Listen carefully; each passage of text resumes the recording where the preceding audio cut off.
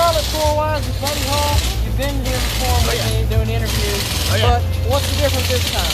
Well, you know, I'm driving a different car. You know, the motor's out in front of me instead of behind me, and it's what I prefer. And it's good to see you here today. It's good to see you back, buddy. It's good to see you too. So you're with Jim Dunn Racing now. Yes, sir. The team is still working on their program, trying to get up to the level of like JFR. What are some steps that you've taken in order to be that way? Well, we have a whole plethora of new race car parts in the trailer, and we're trying a lot of them this weekend. And we had our best 60-foot of the season out here this in Q1. So congratulations. Yeah, I went out there and it shook. But besides that, I mean, our first ADT of our run is the best ADT we've had all year. So that's okay. We're doing all right. And you went to the Hulk dragster. We talked a lot about that. That's really cool. Are we going to see a Hulk funny car? Eventually, yeah, we'll do one. You know, everyone loved that thing. That's kind of a legendary thing. So I'll bring it back at some point. I don't know when, but it'll be cool to run a funny car. It was heartbreaking at Indy last year when I was with you. Yeah. You were so close. I think you were like 17th or 18th. Yeah, we were 17th qualifier by 1/1000th of a second. Yeah, something like that. So this weekend, we don't have to worry about that. There's 15 cars. And we also don't have to worry about that because you're going to get the job done. That's right. We're going to qualify number 11 or 12. That's what we want to do. So we came out here to do that. That's our goal. You know, put the car and run a 95 to a 4 flat and, you know, be in the top 12. Well, one more question. Just because I don't want to keep you here forever. What is your favorite part about the funny car opposed to the drag? You drive it from the starting line to the finish line. You never stop driving the thing, you know. And that's what I like to do. You know, you're cranking on the wheel the entire time, and I enjoy that. You know, really the way the funny car drives is the way the funny car wants to be driven is how I like to drive, which is aggressively. So I love it. Well, I lied because I'm asked one. How does it differ? Because I've always wanted to know this, and I just thought of it. How does it differ trying to get a better reaction on the funny car opposed to the dragster? What are the things you do when you're staging? Well, the cars don't respond the same way. You know, the funny car isn't aggressive on the starting line as the dragster. So, you know, you got to shove the car in a little bit deeper if you're really trying to cut a light in these cars. But, you know, really right now that's not our focus. Our focus right now is finding our tune-up, so that way we have a race car that can win on race day. And, you know, I know how to shove the car in deep. That's easy. You just let go of the brake for a little bit longer, or pump the brake one more time. Either way, so we'll get there. We'll get to that point. You all are doing great, improving, and good luck this weekend. Go get done. Thank you. Here with Troy Coughlin Jr. at the 4Ys, and we interviewed you at Brayton, but he don't know. Nothing is like. He might not. Nothing is like the 4Ys. Explain how it's so much different. You know, I think the difference of it is just what's the most enjoyable part about it. The staging, it's very ocular. There's a lot more going on. You're setting your line lock. You're looking at the bulbs. You're making sure you're knowing what lane you're in, where your stage beams are. You just have to know that when somebody stages fully, that you have 7 seconds to get fully staged. So it's knowing that fact and having a good game plan and when you're going in and executing. It's something I don't get to ask many drivers, and I wish that I didn't get to ask drivers this because I wish it would never rain. But there's radar and rain's on the way, and you know that it's coming, and they're trying to squeeze everything together and get you in. Does that make you extra antsy or anything, or does it just not affect you? No, you can't really let it make you antsy just because you can only control what you can control.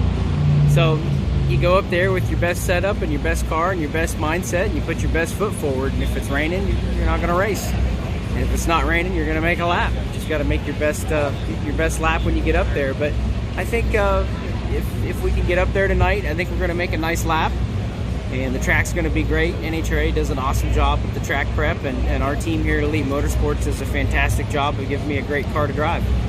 Do you prefer the 2 wide events or just the 4? I just like drag racing. Really, just having a tech car to drag race really tickles me pink. So just being here, I like the 4 wide because it's different. It's great to do something different, especially within the sport of drag racing. So sometimes you hear people kind of moan and groan about it being hard to watch or just because it's not traditional, but sometimes it's good to change it up and be different sometimes. But it's definitely more fun to be here to see it because of the sound, the sights. It's just really exciting. So you really got to be here. Seeing it on TV doesn't do it justice. Well, thank you so much, Troy. I really appreciate it. Good luck. Thank you.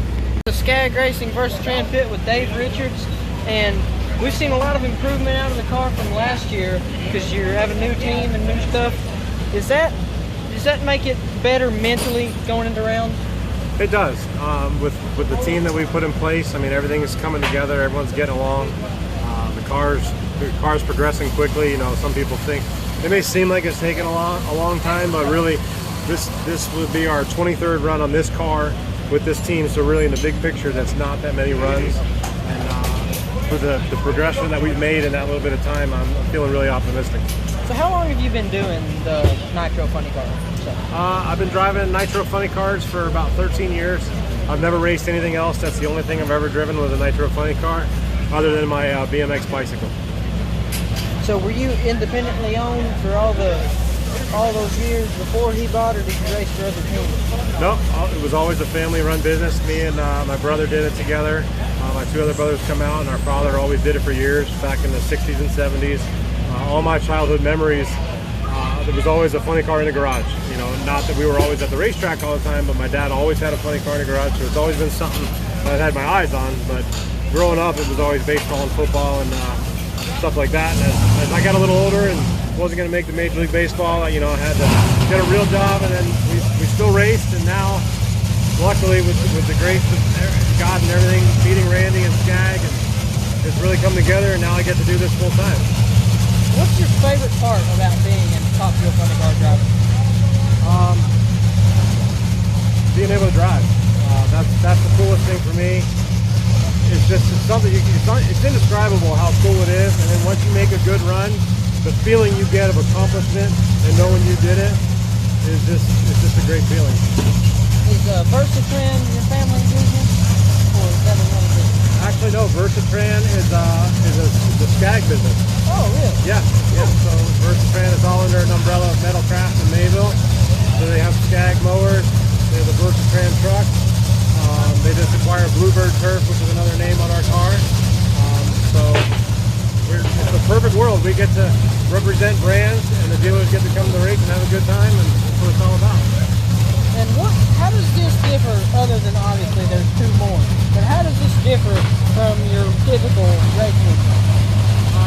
As far as like the four-wide or Four wide, yeah. It doesn't differ too much. I mean, it's a little different on the starting line, but as a driver, you just got to remember, okay, like the first lap there, I was in lane 2. And the car in lane 3 wasn't going to run, and you got 4 lights up there. So I just had to tell myself, don't forget you're in lane 2. Don't forget, and then because the staging is completely different from pre-stage to stage, so as long as you I just like keep it simple. Just remember lane 2, and then nobody's going to come in lane 3, and I kind of just went in and did my own thing. I wasn't going to wait on anyone, and that seemed to work good for me. And are drivers better, like last week? You always have to get used to something if you haven't done it in a long time. And 2 weeks ago, last race, you were in Las Vegas doing the same four-wide thing. Yeah. And then coming here, is the drivers better and more mentally prepared for the four-wide? Because it's changing things like you were talking about with the lights. Are they less rusty on the four-wide the second week? For sure, yeah. Yeah, now everyone kind of knows. In the first couple of years they did the four-wide, it was like a mess. Everyone was messing up, but now every team knows. We all talk prior. Okay, I take a minute and a half on doing our burnout procedures. Some guys are 2 minutes, so everyone talks be first, and then all the officials and the crew chiefs up there all have hand signals, so we know what's going on and where everyone's at, so no one gets messed up. And knowing they're trying to squeeze everything in and having weather issues like this, does it make you extra antsy, worrying about if you're even going to get to run or not? Or do you just go up and say, if I run, I run, if I don't, I don't? Being that it's Friday and we still have 2 shots tomorrow, and also the fact that luckily there's only 16 funny cars on the property, so with our run that we did earlier today, we're guaranteed to race on Sunday. So that takes the pressure off there. But if it was, say, like Saturday or going into Q4 and maybe we weren't qualified yet, I'd be pacing like crazy, doing praying that it was going to stop raining. That's frustrating, sitting here at a racetrack. There's nothing worse than sitting at a racetrack watching it rain.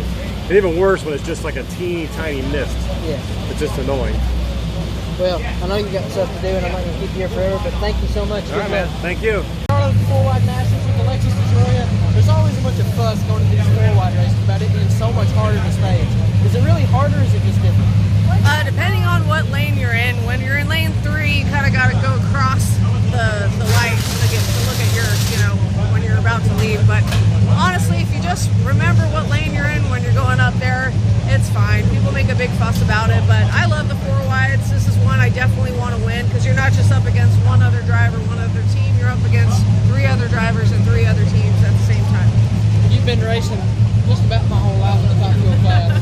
Damn, it makes me feel old. Oh, I'm not old. I am. Go ahead. Anyways, we've seen you do this for years, and you win every now and then, but you always have the car capable of winning. You've been so close. How does it make you feel when you're able to break through and get that win, and what does it tell you about improving and keep on winning more often? We've had some ups and downs. It's been a roller coaster ride, last year to now. We've made a lot of changes in our clutch department and whatnot. So, sometimes you got to start from stage 1 and work your way up from there. But we got our hot rod back last night. We ran a 385, so we're qualified number 2 right now, and hopefully it sticks for this last session. I think it will, because last night's conditions were prime for running low 80s. So I hope we get to stay in that second spot for race day tomorrow. One more question. Does it add any extra confidence knowing you have one of the greats, Dale working soon in your car? Always. Just walking around. It always does. I mean, I've worked with Dale since day 1, so I'm really excited to, continue what we started. Well, thank you, Alexis. Good luck. Thank you very much. This is Josh Hart with R&L Carriers Top Fuel Dragster. We have successfully been in every 4-wide final here, and we're just trying our best to get it done. The fans are always awesome. We've won in the fall with the 2-wide stuff, so we really need to add the 4-wide win to our resume. And how does it differ from a traditional 2-wide race, other than the fact that there's 2 more cars? It's pretty tricky. You got to know what lane you're in. You got to pay attention to the tree a little bit more, and you got to really take your time, make sure you're not getting too much heat in the clutch. So just be patient up there, and that's hard when you got 11,000 horsepower, Does it add extra confidence knowing that you won your first ever race at this, or does it just, now that it's happened, it's worn off? No, that's the, we call it the nitro needle, because you win and then you get beat up now for the last 2 years, so you're doing everything you can to try to get back to that moment. So, but we'll get it. Well, I won't keep you here forever, but thank you. Yes, sir. Appreciate it. Good luck. Appreciate you.